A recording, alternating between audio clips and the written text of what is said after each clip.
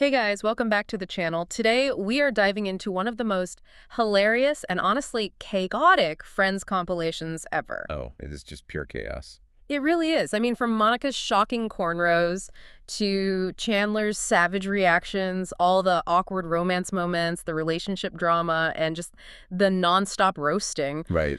This whole collection basically proves why Friends is still one of the funniest sitcoms of all time. It totally does. Because, when we think of a perfectly engineered comedy, we usually picture something sleek, right? Yeah. But the mechanics of a truly legendary sitcom like this, they aren't frictionless at all. No, not even a little bit. It's fueled entirely by friction. It's loud, it's messy, and it's full of parts just violently grinding against each other. Yeah, and nowhere is that friction more obvious than in that apartment. So our mission today for this deep dive is to tear apart the mechanics of those classic moments and understand the anatomy of a perfect ensemble comedy. Exactly. We're unpacking how the writers so meticulously balance those absurd physical gags with genuine emotional stakes. Yeah. Because it's not just about putting funny actors in a room. Right. It's about constructing characters who are so distinctly fundamentally flawed that when you lock them in an apartment together, an explosion is basically guaranteed. Well, let's jump right into one of those explosions, because the madness really starts when Monica returns from the salon with brand new cornrows, and honestly, nobody knows how to react. It is a phenomenal visual shock to the system. Yeah. I mean, for the live studio audience and for the characters sitting right there in the living room. I know. Rachel and Joey are treating her head like this unexploded bomb they're desperately trying not to look at. They're giving her these incredibly awkward compliments. They're just trying to survive the social situation. Exactly. And then there's Chandler. He tries his best to be supportive, but his sarcastic comments just completely destroy the moment. His programming overrides his filter. Yeah. And Monica proudly refuses to take the hairstyle out. She's doubling down so hard. Well, look at the group dynamic operating there. You've got Rachel and Joey representing social preservation. They'll lie to keep the peace. Right, the polite lie. But then Chandler represents that irresistible urge to just puncture the lie with a weaponized joke. And Monica represents blinding, irrational pride.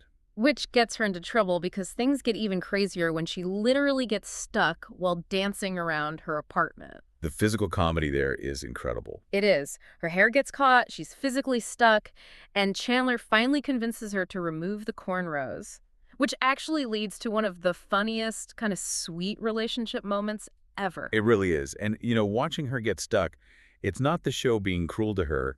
It's comedy delivering cosmic justice for hubris. Oh, cosmic justice. I like that. Well, comedy punishes a lack of self-awareness.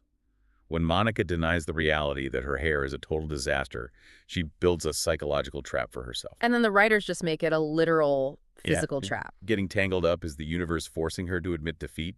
It's like a Chinese finger trap. The harder she pulls away from the truth, the more stuck she gets. Yeah, the joke isn't just her hair looks funny. It's watching her inevitable collision with the physical world. And that exact same stubbornness shows up again when the script shifts into those moments where she gets sick. Oh my gosh, yes. She is trying way too hard to prove to Chandler that she's quote-unquote healthy. Mm-hmm. And their chemistry is hilarious here because Chandler is clearly terrified of getting sick while Monica just refuses to give up. He treats her like a walking biohazard. He's basically backing away slowly, like he's holding up a cross to a vampire, and she sounds like a tractor engine when she breathes. The masterclass in conflicting motivations. I mean, Chandler's primary motivation is absolute self-preservation. Right, germaphobe panic. And Monica's is proving her invincibility. When you lock two opposed motivations like that in an enclosed space, the comedy just generates itself. You don't even need punchlines. Because their core personalities are actively at war. And that friction is all internal, right? Just the two of them in the apartment. But at the same time, we get this classic neighbor chaos. The outside world breaking in. Yes. Mr. Heckle's complaining about the noise again, the broom hitting the ceiling. It just instantly fuels all this legendary apartment drama. He's the perfect sitcom intruder. He really is. He reminds them that their little bubble actually exists in a broader world.